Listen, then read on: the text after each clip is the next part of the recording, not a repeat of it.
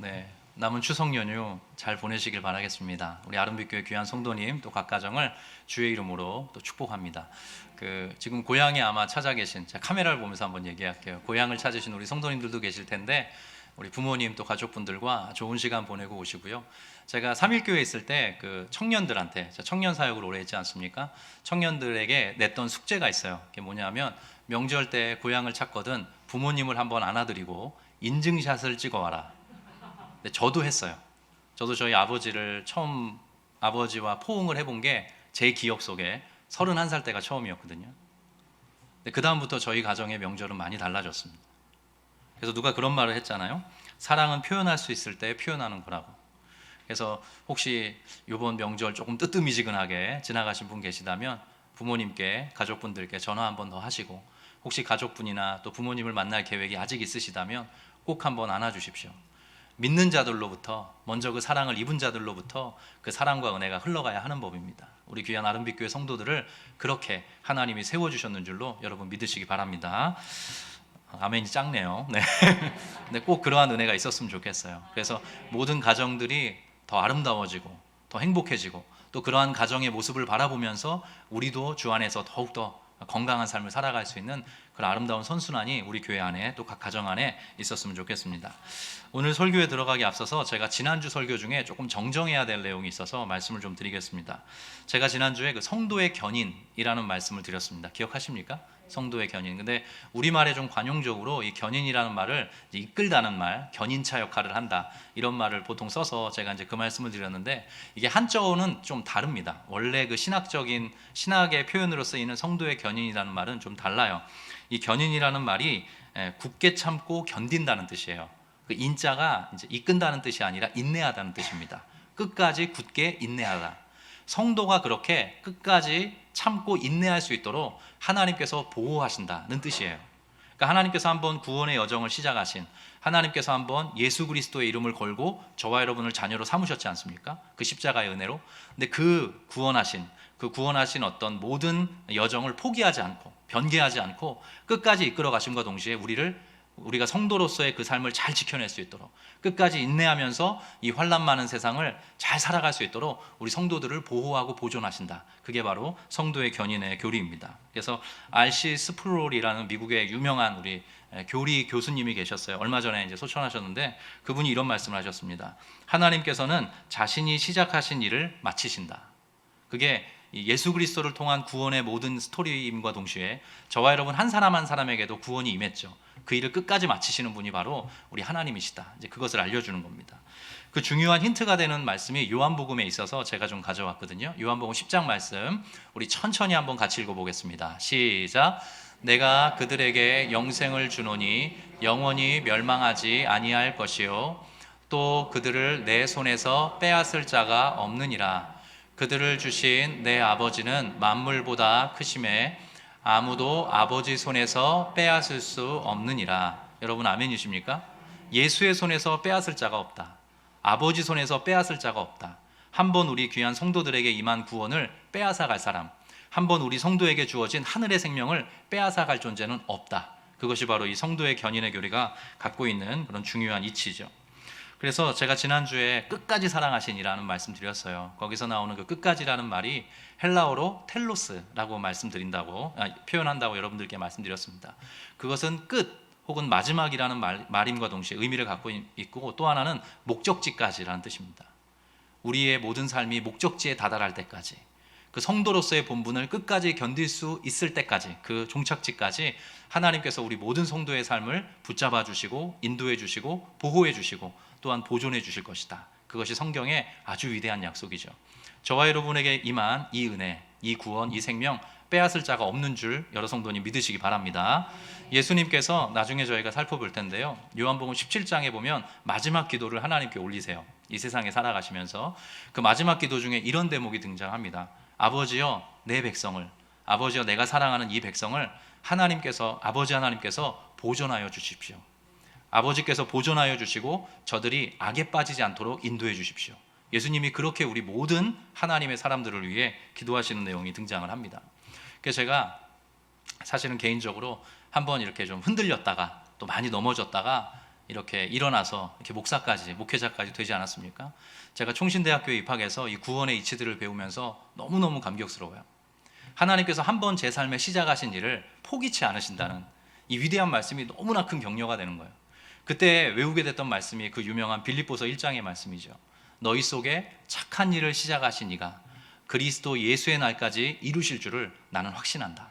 그것이 저에게 임한 은혜이고 또 우리 모든 성도들에게 임한 은혜인 줄로 믿으시기 바랍니다. 지난 어제였죠. 추석에 그제 저희 부모님이 다녀가셨는데, 요즘에 여기도 좀 머리 희끗희끗하신 우리 어르신들이 계신데, 저희 아버지가 좀 들으면 불쾌하실 수도 있는데요. 아버지께서 점점 눈물이 좀 많아지시는 것 같아요. 그리고 아들이 목회를 하고 이렇게 좋은 성도님하고 귀한 성도님들하고 교회를 세워서 이렇게 건실하게 나아가는 모습을 보시면서 참 많이 감격스러워 하시는 거예요. 그래서 함께 교제하고 예배하고 식사를 하는데 눈물을 보이시더라고요. 근데 그 눈물은 또한 저의 눈물이기도 합니다. 저 정말 하나님께서 이 부족한 벌레만도 못한 고멜과 같고 야곱과 같고 정말 삭개오와 같고 그런 존재를 하나님이 불러주시고 사랑해주시고 품어주시고 끝까지 저를 포기치 않으셔서 제가 여기까지 오게 됐습니다. 우리 성도님들에게도 그런 은혜가 있는 줄 믿습니다. 그래서 여러분의 삶에 이 끝까지 사랑하시는 하나님의 은혜가 앞으로도 도도히 흘러갈 것이다. 그런 믿음을 가지고 하루하루 살아가시는 우리 귀한 성도님들 되셨으면 좋겠어요. 오늘 이 세족식과 관련돼서 세 가지 꼭지로 좀 이야기를 나눠보려고 하는데요. 첫 번째는 유다와 관련된 이야기입니다. 우리 2절 말씀을 제가 자막을 부탁드렸습니다. 현대인의 성경이라는 번역본을 부탁드렸는데요. 같이 한번 읽어보겠습니다. 시작. 예수님이 제자들과 함께 저녁 식사를 하실 때 이미 마귀가 시몬의 아들 가룟 유다의 마음속에 예수님을 팔아넘길 생각을 넣었다. 자, 앞으로 잠깐 띄워줄 수 있나요? 파란 글씨 보일 수 있도록. 여기 보면 예수님이 제자들과 함께 저녁 식사를 하실 때라는 표현이 등장을 하는데요. 이게 지금 우리가 읽고 있는 개역개정에는 빠져있는 내용입니다. 거기에는 번역이 없고요. 다른 번역본들에는 대부분 저렇게 표기를 하고 있어요. 저녁 식사를 하던 중에 가룟 유다의 마음에 마귀가 더 분명하게 예수님을 팔아넘긴 어떤 생각을 품게 했다라는 거죠. 저를 잠깐 보시겠습니까? 하나 일단 설명을 먼저 해드릴게요. 여러분, 가룟 유다라고 하잖아요. 이 성도님들 중에 가룟 유다의 이름을 모르는 분 안 계실 거예요. 근데 유다라는 말의 이름이 놀랍게도 하나님을 찬양하라는 뜻이에요. 유다는 하나님을 찬양하라라는 이름을 갖고 있었는데 그 앞에 수식어가 뭐가 붙죠? 가룟이라고 붙어요. 여러분, 가룟이라는 말의 뜻 혹시 알고 계신 분 계십니까? 대부분 이렇게 세 가지로 해석을 합니다. 첫 번째, 가룟이라는 건요, 지역을 의미한다. 그렇게 해석하는 학자들이 있어요. 근데 두 번째는 뭐냐면 이 가룟이라는 말이 그 당시 말 중에 시칼이라는 말이 있어서 시칼이. 근데 약간 어감이 좀 특이한 게 시칼이라는 말의 뜻이 단도라는 의미입니다. 단도. 칼이란 뜻이에요. 시칼, 약간 그런 뜻이죠. 그러니까 우리말로 시칼이라고 하면 칼이지 않습니까? 칼? 그거와 똑같이 단도라는 의미예요. 근데 이게 뭐냐면 품속에 늘 칼을 차고 다녔던 사람들을 의미합니다. 열성당원들이었어요. 당시 로마 제국의 그 압제로부터 유대 땅을 회복시킬 어떤 열심을 품고 칼을 차고 다녔던 사람들, 가룟 유다가 그 중에 일원이었을 것이다 라고 보는 경우가 있어요. 저도 이 해석이 꽤나 의미가 있다라고 보는 입장이고요. 세 번째는 이 말 자체, 가룟이라는 말이 풀었으면 이스카리옷이라는 말인데 이게 거짓의 아들이라는 뜻이랍니다. 유다라는 존재가 그런 존재라는 걸 우리에게 알려주죠. 근데 예수님께서 지금 우리 모든 하나님의 백성들을 사랑하셔서 그리고 끝까지 사랑하셔서 이제 십자가를 향해 나아가실 날이 얼마 안 남았습니다. 대략 하루 정도 지나면 예수님께서 죽으실 거예요. 이게 마지막 날 밤이었거든요. 근데 이때 여전히 마귀는 일을 하고 있어요. 유다를 통해서. 성경이 이렇게 들춰주는 그런 중요한 내용입니다. 근데 예수님의 공생애가 사실 시작과 끝이 마귀의 역사, 마귀의 간섭 혹은 마귀의 회방을 통해서 시작되고 또 이렇게 매듭이 지어져요. 뭐냐면 첫 번째 잘 아시다시피 여러분 예수님께서 공생애를 시작하실 때 광야에서 시험을 받으시죠. 대표적으로 세 가지 시험을 받으십니다. 그러니까 예수님도 이 마귀의 시험을 통과하면서 삶을 사셨던 거예요. 그리고 십자가에 달리시기 직전에도 유다를 이렇게 넘어뜨려서 유다의 마음속에 마귀가 예수님을 팔아넘길 생각을 집어넣음으로써 예수님의 어떤 사역을 방해하는 것처럼 지금 성경이 묘사를 하고 있습니다.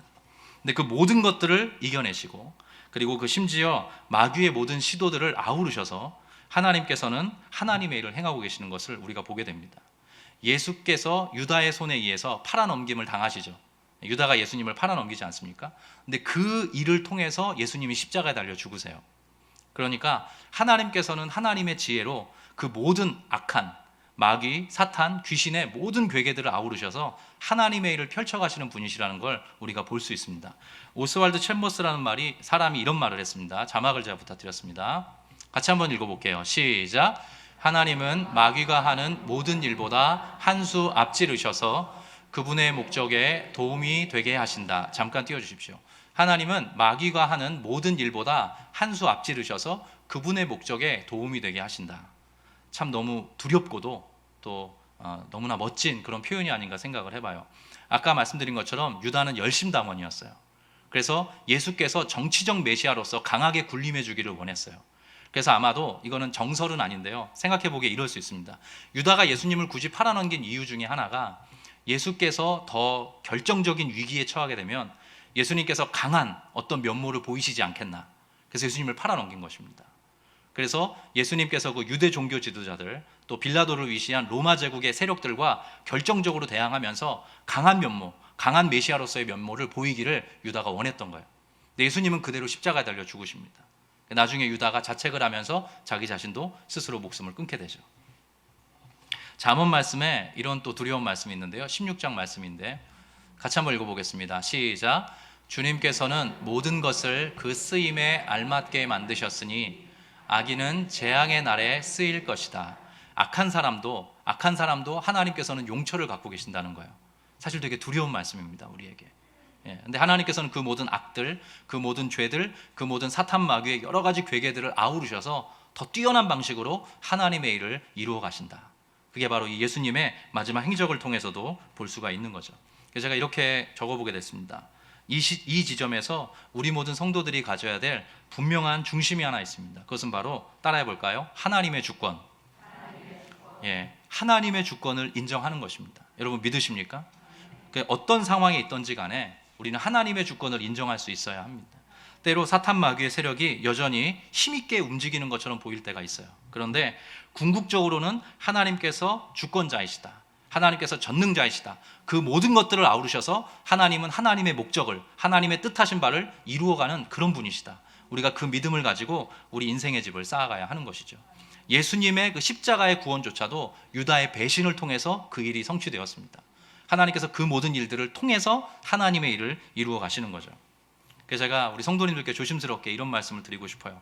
저와 여러분의 삶에 악과 죄가 강하게 끼어드는 것 같은 날이 있지 않습니까? 우리가 인생을 살아가다 보면 예기치 않게, 의도치 않게 이렇게 될 일이 아닌데 우리의 삶에 악과 죄가 강하게 끼어드는 것 같은, 그래서 회방당하는 것 같은, 그래서 얽히고 꼬이고 멈춰서게 되는, 막히게 되는 그런 일들 우리가 경험하면서 살아갑니다. 그러나 우리는 믿어야 하죠. 무엇을 믿냐 하면 궁극적으로, 종국적으로 하나님께서 하나님의 목적에 맞게 모든 일들을 이루어 가실 것이다. 이 하나님의 주권에 대한 믿음이 우리의 삶에 새로워져야 합니다. 오늘 유다의 배신, 배반을 통해서도 하나님께서 하나님의 일을 이루셨던 것처럼 우리의 삶에도 때때로 그러한 일이 있을 수 있다는 거죠. 제가 참 아직도 젊고 어린 목회자입니다. 근데 어느 날 제가 하나님께로부터 참 특별한 은혜를 누리면서 제 입술로 저도 모르게 어떤 고백을 했던 날이 있어서 여러분들에게 좀 나누고 싶습니다. 제가 섬겼던 삼일교회도 성도가 10,000명이 훨씬 넘는 그런 큰 교회였거든요. 특별히 청년들이 많았고 사역도 되게 왕성하게 했던 교회예요.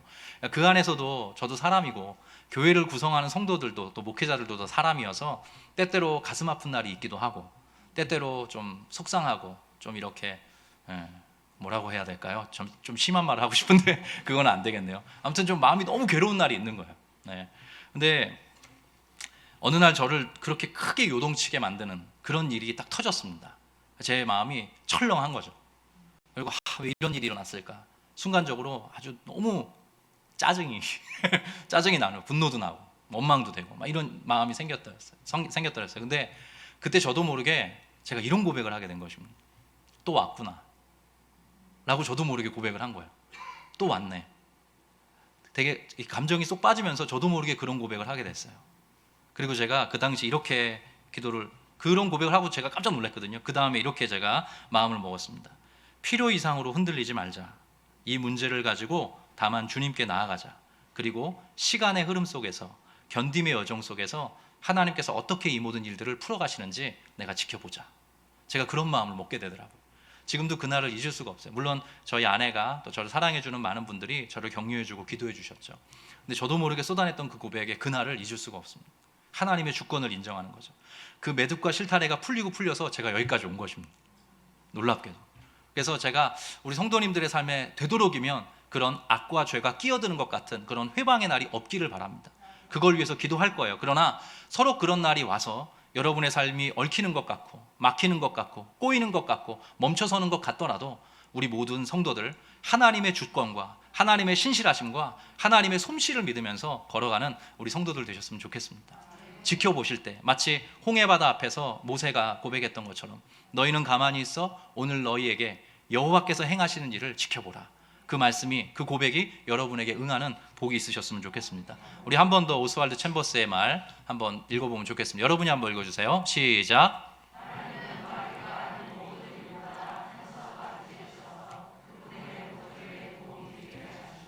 네, 여러분 믿으시기 바랍니다. 자, 두 번째, 이번에는 이제 유다의 얘기는 이렇게 정리를 하고요. 발을 닦으시는 모습을 좀 우리가 살펴보기로 원하는데요. 13장 3절, 여러분 성경을 펴셔서 13장 3절을 제가 한번 읽겠습니다. 저녁 먹는 중 예수는 아버지께서 모든 것을 자기 손에 어떻게 하신 것과 맡기신 것과 또 자기가 하나님께로부터 오셨다가 하나님께로 돌아가실 것을 아시고 예수님의 마음과 상황을 이렇게 표시를 하고 있어요. 그리고 매우 이건 극적인 묘사죠. 모든 것이 이제 예수의 손에 맡겨졌다는 것을 이렇게 복음서 기자가 드러내주고 있습니다. 근데 여기에 흥미로운 표현이 아버지께서 모든 것을 자기 손에 맡기신 것과 이 표현입니다. 이게 헬라 말로 따라 한번 해볼까요? 디도미. 따라해보겠습니다. 디도미. 이 디도미라는 말을 써요. 근데 이게 매우 흥미롭습니다. 왜냐하면 2절을 보십시오. 2절에 보면 마귀가 벌써 시몬의 아들 가롯 유다의 마음에 예수를 어떻게 하려는 생각? 팔려는 생각을 넣었더라. 저를 보시겠습니까? 예수를 팔려는 생각이라고 할 때 이 팔다라는 말은 파라디도미라고 씁니다. 같은 디도미라는 어근을 갖고 있는 거예요. 그래서 하나님 아버지께서는 예수의 손에 모든 것들을 맡기셨어요. 예수님께서는 그것을 붙들고 십자가를 향해 지금 걸어가게 되셨습니다. 근데 유다는 어떤 행동을 취하고 있어요? 예수님을 팔아넘길, 파라디도미할 그런 지금 마음을 먹게 되었다. 이 분명한 대비가 지금 보여지고 있는 것이죠. 그래서 언제나 그렇습니다. 제가 좀 조심스럽지만 우리 성도님들께 격려이자 위로가 되었으면 좋겠는데요. 우리가 아주 선한 의도를 가지고 하나님 나라를 위해서 무언가 일을 하려고 할 때 그것과 정반대되는 세력도 함께 일어나게 됩니다. 그것은 이상한 것이 아닙니다. 예수께서도 그 삶을 사셨던 거예요. 여러분이 어떤 하나님 앞에서 특별한 마음, 내가 이러이러한 방식으로 살아가는 게 옳겠구나라고 여러분이 선택을 할 때 그와 정반대되는 세력과 사태와 사람이 일어날 수 있다는 것, 우리가 그렇게 생각을 품고 있어야 합니다. 근데 그 모든 것들을 하나님께서 또한 다스려 주실 것이다. 그 믿음을 가지고 살아가야 하는 것이죠. 4절과 5절의 말씀 또한 읽어보겠습니다. 구체적인 그때의 장면의 묘사가 등장을 하는데요. 천천히 4절 5절을 읽겠습니다. 시작. 저녁 잡수시던 자리에서 일어나 겉옷을 벗고 수건을 가져다가 허리에 두르시고 이에 대야에 물을 떠서 제자들의 발을 씻으시고 그 두르신 수건으로 닦기를 시작하여. 네, 구체적인 세족식 사건 그 모습을 이렇게 보여주고 있습니다. 저를 보시겠습니까? 당시에 누군가의 발을 씻어준다는 거는요, 종들이 하는 행동이었습니다. 여러분 잘 아시다시피. 그리고 좀 심하게 말하면 노예가 하는 행동이었어요. 창세기 18장의 말씀을 제가 좀 읽어드릴게요. 제가 따로 자막을 안 부탁드렸는데요. 성경에 보면 세족식의 유래가 이렇게 등장을 합니다. 18장에 보면 이게 창세기 18장은 아브라함이 나그네와 같은 존재를 환대하는 그런 장면이 등장을 하는데요. 제가 3절과 4절을 읽어드릴게요. 그 나그네를 환대할 때 이렇게 아브라함이 이야기를 합니다. 이르되 내 주여 내가 주께 은혜를 입었사오면 원하건대 종을 떠나 지나가지 마시옵고 물을 조금 가져오게 하사 당신들의 발을 씻으시고 나무 아래에서 쉬소서. 이렇게 기록을 하고 있습니다. 아브라함이 자기 자신을 종으로 낮추면서 물을 좀 가져올 테니까 발을 좀 씻으십시오. 그 당시에 이렇게 발을 씻는 문화가 아주 이렇게 있었다는 거죠. 분명하게 저변에 있었다는 거죠. 먼지가 많고 주로 샌들을 신고 걸었어야 했기 때문에 그 행로를 지나가다 보면 당연히 발에 먼지가 쌓이게 되고요. 그렇게 나그네를 이렇게 섬기는 방식으로 발을 씻을 물을 제공하기도 하고, 종이 있거나 노예가 있는 경우는 그 종과 노예가 직접 그 나그네와 손님에게 이렇게 발을 씻어주는 행동을 보이기도 했습니다. 그래서 예수님께서 이렇게 지금 그림 언어를 우리에게 보여주고 있는 거예요. 나는 너희를 섬기는 종으로 세상에 왔다. 여러분 사실 이 그림 안에 담겨 있는 그 의미를 제가 아직 젊지만 우리의 평생에 이걸 다 헤아릴 수 있을까요? 예수님께서 다른 복음서에 보면 이렇게 이야기하시죠. 나는 섬김을 받으러 온 것이 아니라 섬기러 왔다. 그리고 많은 사람들을 위해서 나의 목숨을 대속물로 주기 위해서 내가 이 세상 가운데 왔다. 예수님은 스스로가 왕이시지만, 주님이시지만 스스로 종이라고 표현하셨어요. 그래서 그 모습을 지금 보여주고 있는 거죠. 여기에 등장하는 우리가 읽었던 요한복음 13장에 보면 행동이 계속 이렇게 빠르게 이어지고 있는 것을 봅니다. 일어나셨다, 겉옷을 벗으셨다, 수건을 가져다가 허리에 두르셨다, 대야에 물을 뜨셨다, 제자들의 발을 씻으셨다, 그리고 두르신 수건으로 닦아주기를 시작하셨다. 이렇게 행동의 묘사를 구체적으로 스피디하게 속도감 있게 보여주는 이유가 이것이 전형적으로 종과 노예가 하는 행동이었기 때문입니다. 예수님께서 그런 모습으로 제자들을 사랑하셨대요. 제자들을 섬기셨답니다. 그런 모습으로 저와 여러분을 동일하게 사랑하시고 저와 여러분을 동일하게 섬기기를 원하시는 분이시라는 것. 우리가 이 예수님의 사랑, 이 예수님의 섬김, 이 예수님의 낮아짐을 우리의 평생에 다 받아들일 수 있을까요? 저는 이 말씀 앞에 먼저 멈춰보게 됐어요. 실제로 누군가의 발을 닦는다는 것, 제가 사진을 부탁드렸는데 혹시 있을까요? 저 황토색 니트를 입은 게 접니다. 제가 저 때는 날씬했어요. 저 때는 70kg 정도 나갔을 때거든요. 키는 180이 넘어지고 말랐을 때고, 검은 양복을 입으신 분이 작년에 소천하신 저희 고향교회 원로 목사님이셨어요. 제가 안 믿는 가정에서 태어나서 자랐고 중학교 3학년 때 뜨겁게 하나님을 체험했는데 고등학교 1학년 해외 선교 여행을 중국 연변으로 다녀왔습니다. 백두산 올라갔다 왔고 돌아오는 길에 그 심양 공항에서 저에게 우리 영윤이는 목사를 했으면 좋겠다라고 처음 외적 소명을 주셨던 분이세요. 근데 저 때는 이제 제가 청년 때였는데요. 제 기억에 중고등부 수련회 때였던 것 같아요. 우리 목사님께서 먼저 오셔서 일부러 오셔서 우리 모든 교사들 한 분 한 분의 발을 닦아주시고 우리 모든 교사들이 또한 우리 학생들의 발을 닦아주는 방식으로 그렇게 세족식이 진행됐던 날이 있습니다. 그래서 원래 제가 저렇게 바닥에 앉아 있는데요. 또 대부분은 이렇게 또 의자에 앉아 있기도 하고 다양한 방식으로 세족식을 쓰기도 합니다. 또 세족식을 너무 과하게 사용하는 것을 조금 조심스러워하기도 합니다. 그런 경향도 있어요. 내려주시면 좋겠습니다. 근데 발을 닦기 위해서는 발에 시선이 가야 합니다. 한 사람의 가장 낮은 곳에 우리의 시선이 머물러야 발을 닦을 수가 있어요. 예수님께서 그런 존재라는 겁니다. 우리의 가장 낮은 자리, 우리의 가장 낮은 그 모습을 바라보면서 우리의 발을 닦아주는 종으로, 노예로서 지금 몸소 본을 보여주고 계신 것이죠. 근데 여기에 또 중요한 표현 중에 하나가, 따라해 보겠습니다. 겉옷을 벗으시다. 따라해 볼게요. 겉옷을 벗으시다. 자, 굳이 겉옷을 벗고, 일어나 겉옷을 벗고 그 단어로 시작하는 이유가 있습니다. 제가 설명을 해드릴게요. 여기에 등장하는 이 벗다라는 말, 겉옷을 벗으시다 할 때 그 벗다라는 말이 헬라어로 티뎀이라고 쓰는데요. 이게 내려놓다는 뜻이에요. 그러니까 겉옷을 벗다라는 말임과 동시에 겉옷을 내려놓다는 뜻인데요. 이게 어디에 쓰이냐면 예수님께서 이렇게 말씀하시죠. 우리가 예전에 살펴봤던 본문인데, 나는 선한 목자다. 나는 양들을 위하여 목숨을 버리노라. 이렇게 말씀하시거든요. 근데 그 목숨을 버린다는 말이 이 내려놓다는 말이에요. 그러니까 요한복음의 기자가 의도를 가지고 그 단어를 그렇게 배치하고 있는 거죠. 겉옷을 벗으신다는 것은 저와 여러분을 위해서 당신의 생명을 내려놓으시는 선한 목자이신 예수님을 보여주는 그런 그림 언어인 것입니다. 또 하나, 겉옷을 벗으신다는 말, 예수님께서 요한복음 13장에서 겉옷을 벗으시거든요. 여러분, 예수님이 또 한 번 겉옷을 벗으시는 날이 있습니다. 그게 어떤 날이죠? 예수님께서 언제 겉옷을 벗으시나요? 십자가에 달려 죽으실 때 벗으십니다. 여러분 잘 아시다시피 우리가 이제 예수님이 십자가에 달려있는 여러 가지 그림들, 또 형상들을 꽤 많이 봤습니다. 그 중에 제가 좀 이렇게 웃음을 자아냈던, 표현이 그렇지만 웃음을 자아냈던 게, 예수님을 이렇게 근육질로 만든 그런 그림이나 이렇게 형상이나 이런 것도 보신 분이 계실 거예요. 근데 거기 보면 어느 것 하나 빠지지 않고 예수님이 이렇게 어떤 걸 이렇게 두르고 계십니다. 근데 그렇지 않습니다, 여러분. 예수님은 발가 벗겨져서 십자가에 달려 죽으셨습니다. 그래서 예수님은 겉옷을 벗고 자신의 생명을 십자가에서 우리를 대신해서 우리를 위해서 내어주신 그런 분이시죠. 또 겉옷을 벗는다는 것은 말 그대로 모든 수치와 치욕을 담당하는 그 예수님의 모습을 보여주는 그림 언어이기도 합니다.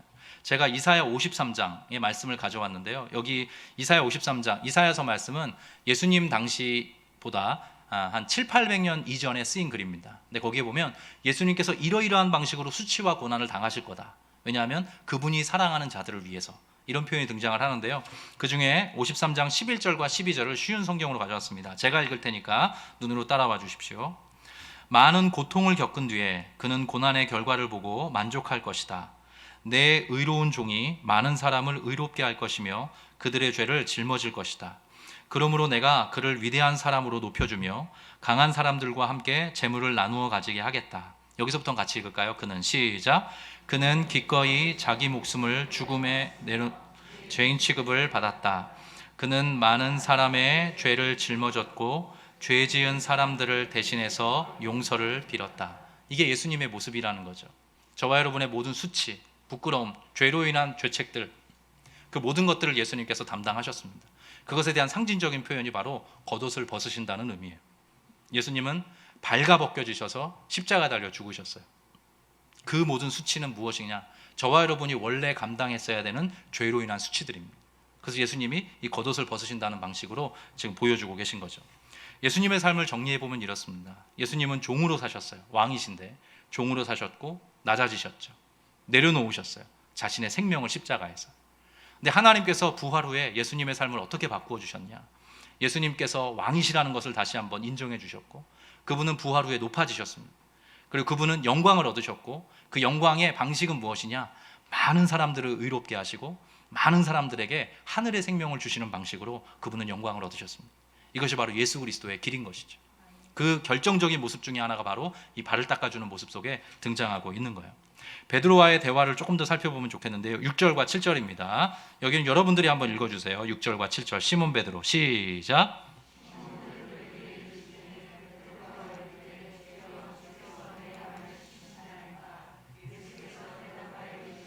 내가 하는 것을 내가 지금은 알지 못하나 이후에는 알리라. 네, 여기 보면 예수님이 이렇게 말씀하시죠. 베드로가 주님께서 내 발을 씻으십니까? 이렇게 물으니까 예수님께서 내가 지금 하는 거를 네가 지금 그 뜻, 의미를 다 알지는 못한다. 근데 이후에는 반드시 알게 될 것이다. 이렇게 말씀을 하세요. 근데 이런 패턴이 복음서에 보면 많이 반복이 됩니다.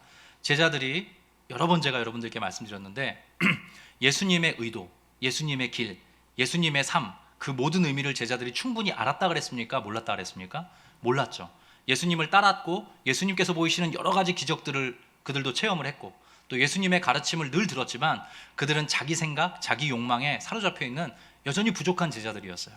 근데 예수님께서 뭐라고 말씀하시냐면 내가 하는 것을, 내가 지금 너희들의 발을 닦는 이것을 네가 지금은 알지 못한다. 그러나 이후에는 반드시 알게 될 것이다. 예수님이 이렇게 말씀을 하세요. 예수님께서 십자가 달려 죽으시고 나서 부활하시죠. 그리고 승천하십니다. 그리고 성령을 선물로 주시겠다 약속하셨는데 그 성령께서 이 세상 가운데 오시죠. 그래서 교회 공동체가 세워지고 난 후 이 베드로를 위시한 사도들은 그 모든 의미들을 터득해 가기 시작을 했어요. 예수님께서 마치 그것을 예견하듯이 이렇게 말씀을 해주셨는데요. 요한복음 14장 25절 말씀입니다. 여긴 제가 읽을 테니까 눈으로 따라와 주세요. 내가 아직, 자막에 있습니다. 내가 아직 너희와 함께 있어서, 예수님의 말씀이죠. 이 말을 너희에게 하였거니와 보혜사 곧 아버지께서 내 이름으로 보내실 성령, 그가 너희에게 모든 것을 가르치고 내가 너희에게 말한 모든 것을 어떻게 한대요? 생각나게 하리라. 알 수 있는 게 하나 있습니다. 성령께서 오셔서 예수님의 말씀의 의미를 풀어주시면, 그 의미를 깨닫게 해주시면 그 모든 것들을 이해하게 된다는 거죠. 그리고 사도행전에 보면 실제로 성령께서, 불같은 성령께서 이 세상 가운데 임하셔서 교회 공동체의 토대가 닦여지게 되었고, 그 성령께서 우리 사도들을 통해 또 많은 하나님의 백성들에게 예수 그리스도의 이 십자가와 부활의 의미가 무엇인지를 알려주시게 되었습니다. 근데 제가 이렇게 이 말씀을 이렇게 여러분들에게 말씀드리는 이유가 있습니다. 우리 신앙인의 삶에도, 또 저에게, 또 여러분의 삶에도 지금은 알지 못하나 시간이 지나고 난 후에 알게 되는 것 있습니까? 없습니까? 있습니다. 진하게 말씀하시는 걸 보니까 그런 깨달음이 많으셨던 것 같아요. 그래서 기도의 응답 중에 여러분 따라해 볼까요? 위대한 거절. 하나님께서 기도의 응답을 하시는데요, 위대한 거절도 응답입니다. 그리고 때로는 하나님께서 더 적절한 방식으로, 다른 방식으로 우리의 기도 제목을 바꾸어서 응답해 주시기도 해요. 나는 A 아니면 B로 생각하고 기도를 했는데 일이 펼쳐지고 보니까 C인 거예요. 근데 지나고 보니까, 시간이 많이 지나고 보니까 어느 날 깨닫게 된 거예요. A나 B로 갔으면 내가 망했겠구나. 오히려 C로 하나님이 나를 이끄신 게 하나님의 뜻이고 섭리셨구나. 때로 나를 낮추시고 나를 교훈하시고 내가 더 풍성한 하나님의 사람이 되도록 나의 길을 이끌어 주셨구나. 저에게도 그런 일이 참 많았습니다. 정말 많았어요. 내가 원했던 대로 내 인생이 됐다면 망했을 겁니다. 부끄럽지만. 근데 하나님께서 하나님의 방식으로 제 삶을 이끌어 주셔서 그때는 다 알지 못했는데 가장 나의 체질을 다하시고 저의 머리털까지 다 세신 바 된 그분께서 가장 적절한 방식으로 제 삶을 이렇게 이끌어가 주시더라고요. 그때에는 네가, 이후에는 네가 알게 될 것이다. 정말 예수님의 이 말씀이 저에게도 동일하게 이렇게 경험된 그런 말씀이기도 합니다. 그 여름 기간에 여러분 잠언 필사 잘 하셨습니까? 네, 완료하신 분도 계시고 또 좀 못하신 분도 계신데 채워가시면 좋겠습니다. 근데 제가 잠언의 말씀을 하루에 한 장씩 꽤 오래 읽어왔어요. 요즘에는 매일 읽는다고 말씀 못 드리겠습니다. 근데 제가 예전에 잠언 성경을 읽다가 이랬던 적이 있어요. 왜냐하면 잠언 14장하고 잠언 16장에 똑같은 말씀이 등장하는 거예요. 예, 이거 원고에 없는 말씀이라서 뒤에 자막팀이 되게 당황하시는데 제가 암송해 드릴게요. 이런 말이에요. 어떤 길은 사람이 보기에 바르나 필경은 사망의 길이니라. 이런 말씀이 있어요. 되게 두려운 말씀입니다. 잠언 14장 12절, 16장 25절에 똑같은 말씀이 등장을 하는 거예요. 그래서 엊그제 봤던 건데 또 나오니까 특이해서 체크를 했더니 이게 같은 말씀이더라고요. 그런 말씀이 잠언의 곳곳에 등장합니다. 게으름에 대한 것도 2번 등장하는 걸로 제가 알고 있는데요. 다시 말씀드립니다. 어떤 길은 우리가 보기에 바르나 평탄하고 곧게 뻗은 길 같지만 오히려 그 길은 사망의 길이니라. 성경이 그렇게 두렵게도 우리에게 교훈하고 계세요. 우리가 원했던 옵션 A가 이루어지지 않는다고 해서 B가 이루어지지 않는다고 해서 우리 그렇게 걱정할 것은 아닙니다. 왜냐하면 우리가 더 사망의 그늘로, 더 망하는 길로 가지 않게 하나님이 막아주시려고 또 다른 옵션 C를 예비해 두고 계신지도 모릅니다. 시간이 지난 후에 알게 되는 거죠. 시간이 지난 후에 그러한 이유 때문에 하나님이 나의 걸음을, 우리 가정을 이렇게 인도해 주셨구나. 그것을 고백하게 되는 거죠. 어떤 길은 사람이 보기에 바르나 필경은 사망의 길이니라. 바꾸면 이렇습니다. 어떤 길은 내가 보기에 굽어 보여도 필경은 생명의 길이니라. 여러분 아멘이십니까? 내가 지금 딱 보기에 이거 굽은 길이야, 이거 낭떠러지야, 이거 고생길이 훤해. 근데 그 길이 생명의 길이랍니다. 그게 성경이 말하는 역설인 거죠.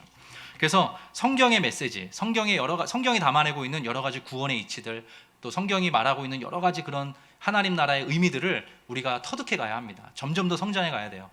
제가 우리 순장님들하고 그렇게 마음을 나눴는데 이번 가을 학기 다른 것보다 우리 공동체 안에 우리 성도들이 잘 담기시고 또 하나 신앙이 성장하셨으면 좋겠다. 뭐 어떤 열정적인 프로그램을 하지 않더라도 말씀과 기도에 집중하면서 공동체에 깊이 뿌리 내리실 수 있도록 그렇게 모든 좀 프로그램과 교회 흐름들을 가져가면 좋겠다. 그래서 이제 신앙 강좌를 꼭 들으시라고. 근데 제가 지난번에 우리 교육자님들이 올려주신 걸 보니까 벌써 한 70명, 80명 꽤 많은 분들이 신청을 다양하게 하셨더라고요. 너무 감사해요. 그래서 혹시라도 상황이 허락되신다면 여러분 하나님의 말씀에 더 집중하셔야 됩니다. 왜냐하면 말씀은요, 저와 여러분이 성경을 읽는다고 하지 않습니까? 우리가 성경을 읽지만 사실 성경을 통해서 세상을 읽기도 합니다. 여러분 믿으십니까?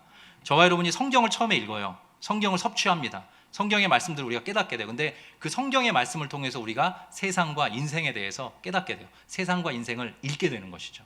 성경을 읽는 것과 동시에 성경을 통해서 읽는 것, 그것이 바로 우리 성도들에게 요구되는 삶인 것입니다. 8절부터 말씀, 여기 좀 짧게 살펴보겠는데요. 8절부터 여기 제가 읽을 테니까 눈으로 따라와 주십시오. 베드로가 반발을 하죠. 제가 읽겠습니다. 베드로가 이르되 내 발을 절대로 씻지 못하시리이다. 예수께서 대답하시되 내가 너를 씻어주지 아니하면 내가 나와 뭐라고 그러세요? 상관이 없느니라. 중요한 말씀입니다. 기억해 두시고요. 9절 제가 읽을게요. 시몬 베드로가 이르되 주여 그러면 내 발뿐 아니라 손과 머리도 씻어주옵소서. 예수께서 이르시되 이미 무엇한 자? 목욕한 자는 발밖에 씻을 필요가 없느니라. 온몸이 깨끗하니라. 너희가 깨끗하나 다는 아니니라 하시니. 자, 저를 보시겠습니까? 베드로는 언제나 좀 이렇게 극단적인 사람이었던 것 같아요. 절대로 안 됩니다. 뭐 이런 말씀, 주님 절대로 안 됩니다. 근데 사실 이해할 수 있는 부분이죠. 예수님이 내 발을 닦아주신다니 절대로 안 됩니다. 그런 말을 했을 것 같아요. 베드로의 성정상. 근데 여기 보면 예수님이 아까 제가 중요하다 말씀드렸는데 내가 너를 씻어주지 아니하면 네가 나와 상관이 없다는 말을 하세요. 그러니까 예수님께서 이 세족식을 통해서 보여주고자 하는 것은 단순히 너의 죄를 씻어준다 이런 차원이 아니라 예수님과 이 예수님이 직접 발을 씻어주는 사람이 관계를 맺고 있다는 의미예요. 여러분 이 사실이 중요합니다. 저와 여러분 예수님과 관계를 맺고 있죠. 나중에 우리가 살펴보겠지만 요한복음에 보면 예수님이 내 안에, 내가 예수님 안에 있는 그 끈끈한 관계로 포도나무의 비유로 우리 모든 성도들의 삶을 나타내주고 있습니다. 내가 나와 상관이 없다 이렇게 말씀하시면서 또 하나 중요한 표현을 하시는데요. 이미 목욕한 자는 발밖에 씻을 필요가 없다 이런 말씀도 하세요. 근데 여기 이미 목욕한 자, 자 제가 퀴즈를 내겠습니다. 제자들이 목욕을 했을까요? 안 했을까요? 제자들 더러웠을 것. 이미 목욕한 자는 이렇게 표현하고 있는데요. 학자들이 목욕을 했을 거라고 봅니다. 왜냐하면 이때가 6월절 절기 임박에 있기 때문에 우리식의 목욕은 아니더라도 이 정결 예식을 행했을 거라고 보는 거예요. 그 모든 것들을 아우르셔서 예수님이 이렇게 표현하시는 거죠. 이미 목욕한 자는 발밖에 씻을 필요가 없다. 전신이 깨끗하기 때문이다. 그때의 그 상황과 맥락을 아우르셔서 예수님이 말씀을 하세요. 근데 중요한 거는 이미 목욕한 자라는 말이 그렇게 물리적인 목욕만을 의미하지 않는다는 데 있습니다. 제가 어떤 말씀 드리려고 하냐면요. 주님이 사랑하시면 거룩하게 됩니다. 여러분 이 사실 믿으십니까? 저와 여러분의 행동, 저와 여러분의 어떤 선택, 저와 여러분의 지금 좌충우돌하는 신앙의 여정은 결정적이지 않습니다. 주님이 사랑하시면 그 존재는 거룩하게 됩니다. 왜냐하면 주님이 사랑하셔서 그 사람을 거룩한 백성으로 소유로 삼으시고 그 사람을 성도라고 불러주시기 때문이에요. 성도라는 말이 거룩한 무리라는 뜻입니다. 저와 여러분이 그리스도의 사랑을 입었기 때문에 끝까지 사랑하시는 그 사랑을 입은 자들이기 때문에 우리는 깨끗한 자로 거룩한 자로 살아가게 된 것이죠. 우리에게 근거와 토대가 있지 않습니다. 그리스도의 사랑이 그것을 가능하게 하는 거죠. 그래서 이미 목욕한 자 너희들 깨끗하다. 근데 매일 발은 씻어야 된다. 이렇게 지금 예수님이 말씀해 주고 계시다는 거예요. 정리하면 이렇습니다. 요한복음 13장에서 제자들 혹은 모든 믿는 사람들을 표현하는 표현이 이렇게 등장을 하는데요. 첫 번째, 예수님께서 끝까지 사랑하시는 자기 백성. 그게 바로 모든 제자들 믿는 사람들이에요. 두 번째, 예수님과 관계를 맺은 자. 나와 상관이 없다 했는데 예수님이 발을 씻어주신다는 것은 예수님과 관계를 맺고 있다는 뜻이에요. 세 번째, 이미 목욕한 자. 예수께서 사랑하심으로 거룩하게 된 자라는 뜻이에요. 네 번째, 그러나 매일 발은 씻어야 되는 자. 이게 바로 저와 여러분을 포함한 모든 하나님의 백성들에 대해서 이 세족식 말씀이 보여주는 내용입니다. 근데 중요한 것은 이것이에요. 예수님이 사랑하셨죠. 예수님이 저와 여러분을 위해서 모든 하나님의 백성들을 위해 십자가에 달려 죽으셨습니다. 그래서 우리는 성도가 되었죠. 그런데 우리의 그 결정적인 죄의 문제가 십자가를 통해 해결이 되었는데 우리가 매일매일 발은 씻어야 된다라고 예수님이 말씀을 하세요. 근데 그 발을 가장 먼저 지금 누가 씻어주고 계시냐면 예수님이 씻어주세요. 요한일서 1장 9절을 한번 펴보겠습니다. 여러분 성경을 갖고 요한일서 1장 9절 요한복음과 같은 기록자가 쓴 말씀입니다. 요한일서 1장 9절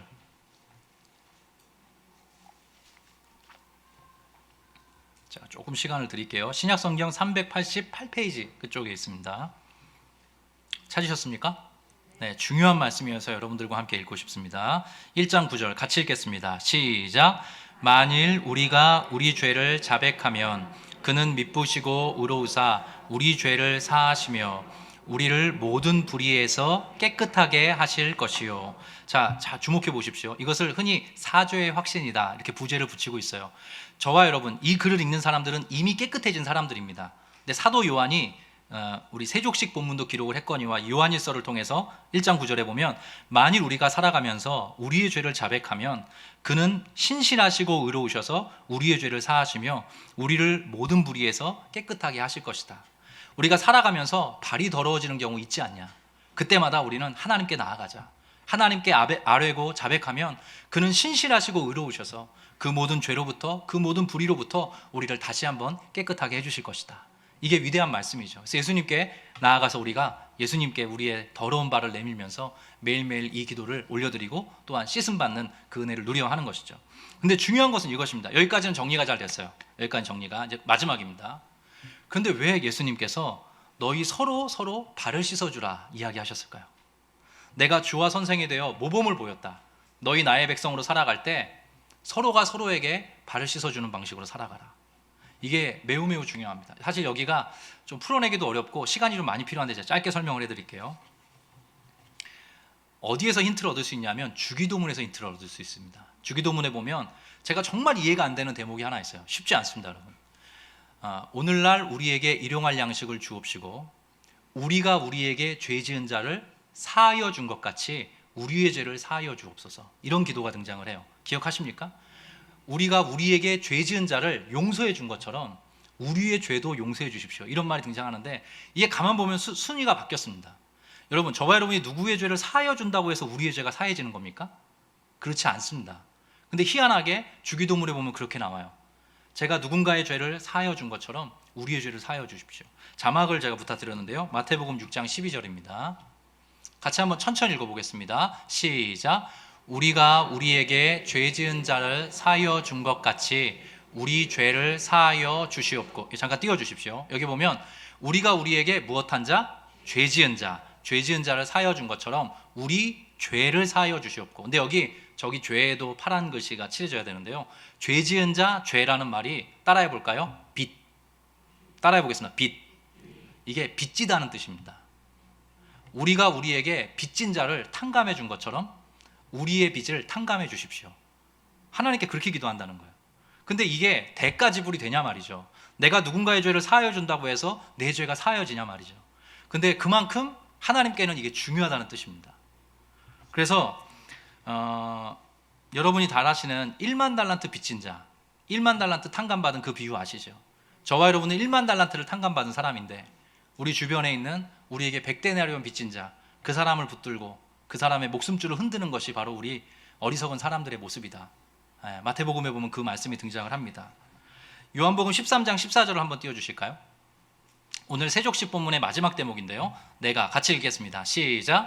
내가 주와 또는 선생이 되어 너희 발을 씻었으니 너희도 서로 발을 씻어주는 것이 옳으니라. 자, 띄워주십시오. 옳으니라라고 나온 말이 놀랍게도 방금 우리가 읽었던 마태복음 6장 주기도문에 나오는 죄를 지은 자, 죄라는 말과 같은 빚지다라는 뜻입니다. 이게 무슨 뜻이냐면 저와 여러분이 그리스도를 통해서 사랑의 빚을 졌습니다. 하나님께 사랑의 빚을 졌죠. 근데 그 빚을 탕감받은 자처럼 우리가 누군가의 죄를 사하여 주면서 살아갈 것을 하나님은 요구하십니다. 요한복음 20장에도 보면 부활 후에 너희가 누구의 죄든지 사하면 사하여질 것이요 누구의 죄든지 그대로 두면 그대로 있게 될 것이다. 주님이 그런 말씀을 하세요.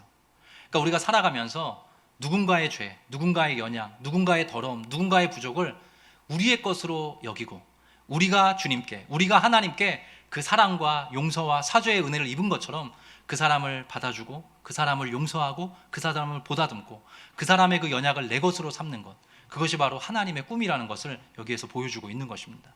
이것이 어렵다는 거 압니다. 지난주에도 제가 그 말씀 드렸더니 여러 성도님이 기억하고 계신 것 같더라고요. 가족이 사랑하기 제일 어렵다. 제가 그 말씀 드렸잖아요. 가족뿐이겠습니까? 제가 안타깝지만 교회 안에도 우리가 사랑으로 서로 섬기다가 서로에게 상처 주는 일 참 많습니다. 근데 하나님께서 예수 그리스도를 통해서 보여주고자 하는 인류사의 모습은 뭐냐면요, 그러한 연약과 부족을 서로가 덮어주고 서로가 그 연약과 부족, 심지어 빚진 것을 서로가 품어주고 용서해주는 그런 방식으로 인류사회가 살아가기를 하나님이 원하세요. 사도 바울은 그래서 이렇게 말했습니다. 사도 바울의 말 마지막으로 로마서 13장의 말인데요, 같이 한번 읽어보겠습니다. 시작.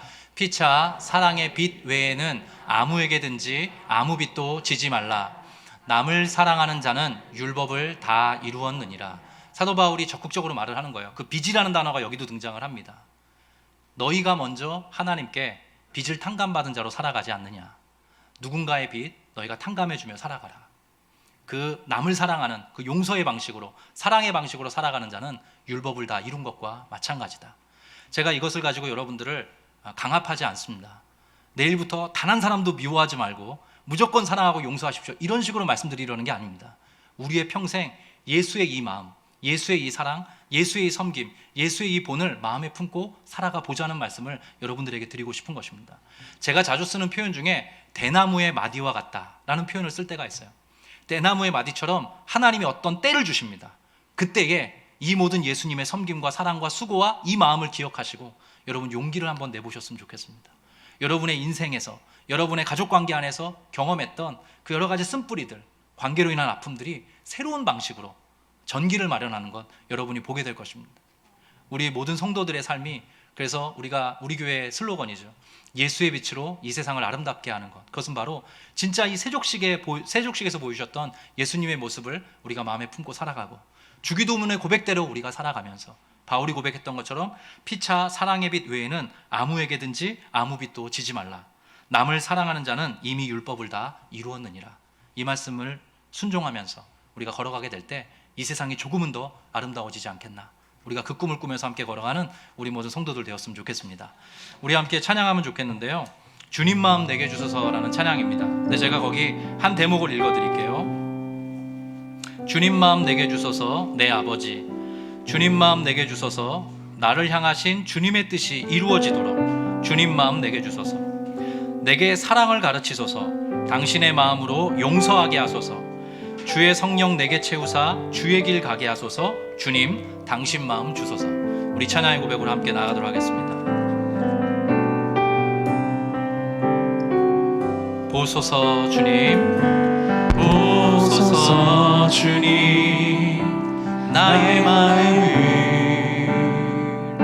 선한 것 하나 없습니다. 그러나 내 모든 것 주께 드립니다. 사랑으로 안으시고 날 새롭게 하소서. 보소서 주님, 나의 마음을 선한 것 하나 없습니다. 그러나 내 모든 것 주께 드립니다. 사랑으로 안으시고 날 새롭게 하소서. 주님 마음 내게 주소서. 주님 마음 내게 주소서. 내 아버지, 주님 마음 내게 주소서. 나를 향하신 주님의 뜻이 이루어지도록 주님 마음 내게 주소서. 주님 마음 내게 주소서. 주님 마음 내게 주소서. 내 아버지, 주님 마음 내게 주소서. 나를 향하신 주님의 뜻이 이루어지도록 주님 마음 내게 주소서. 내게 사랑을 가르치소서. 내게 사랑을 가르치소서. 당신의 마음으로 용서하게 하소서. 주의 성령 내게 채우사 주의 길 가게 하소서. 주님 당신 마음 주소서. 한 번 더 내게 사랑을 가르치소서. 당신의 마음으로 용서하게 하소서. 당신의 마음으로 용서하게 하소서. 주의 성령 내게 채우사 주의 길 가게 하소서. 주님 당신 마음 주소서. 주님 마음 내게 주소서. 주님 마음 내게 주소서. 내 아버지, 주님 마음 내게 주소서. 나를 향하신 주님의 뜻이 이루어지도록 주님 마음 내게 주소서.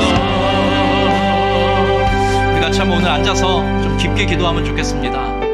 그리스도께서 이런 극진한 사랑과 섬김, 또 희생과 낮아짐의 모습을 우리에게 보이셨습니다. 그러면서 우리에게 말씀하시죠.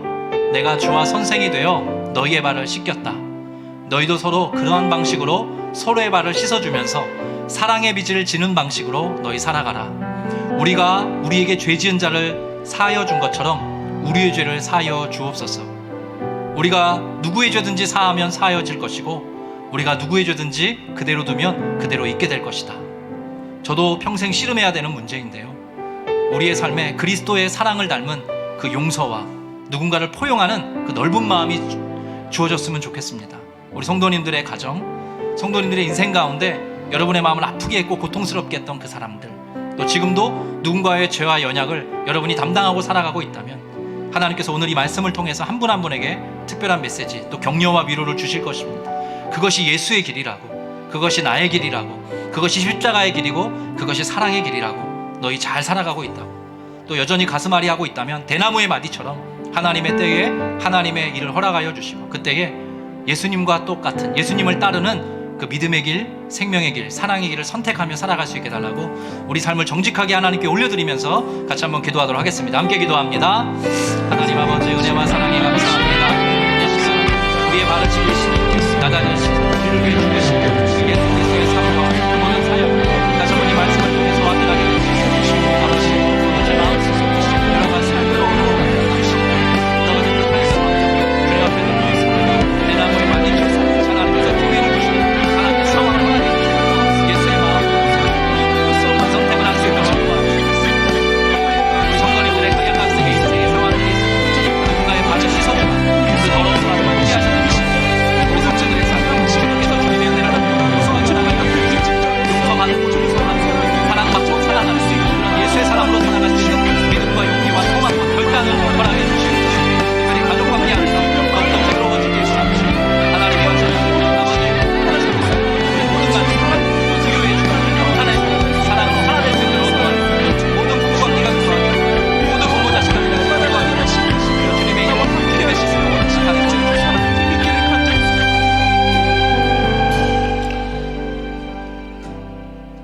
내가 주와 또는 선생이 되어 너희 발을 씻었으니 너희도 서로 발을 씻어주는 것이 옳으니라. 하나님, 다시 한번 이 말씀 부담스럽지만 우리의 마음에 품습니다.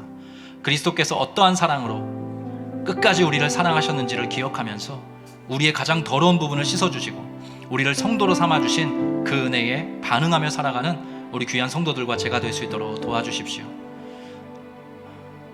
제가 우리 귀한 성도들을 축복합니다. 우리 성도님들이 속한 가정이 주님의 은혜 안에 평강의 공동체 될 수 있도록 도와주십시오. 서로 용서하고 용서받는 사랑의 은혜가 흘러갈 수 있도록 그 도도한 은혜의 강물이 흘러가는 가정들 다 될 수 있도록 도와주십시오. 특별히 모든 부부관계를 주님께서 더 온전하게 묶어주시고 서로가 서로의 발을 닦아주는 방식으로 부부가 연합할 수 있도록 인도해 주시고 모든 부모 자식 간의 관계, 또 확대 가족 간의 관계가 하나님의 때에 대나무의 마디와 같이 하나님이 상황을 허락해 주시면 그때에 용서와 포용과 사랑과 긍휼의 은혜가 흘러가는 그런 가정들이 되어서 정말로 건강하고 아름다운 가정다운 가정들로 우뚝 세워지는, 그래서 우리의 성도의 삶을 통해서 우리가 가정을 통해서 예수의 빛으로 이 세상이 조금 더 아름다워지는 은혜를 누리는 우리 모든 성도와 각 가정이 될 수 있도록 인도하여 주시옵소서.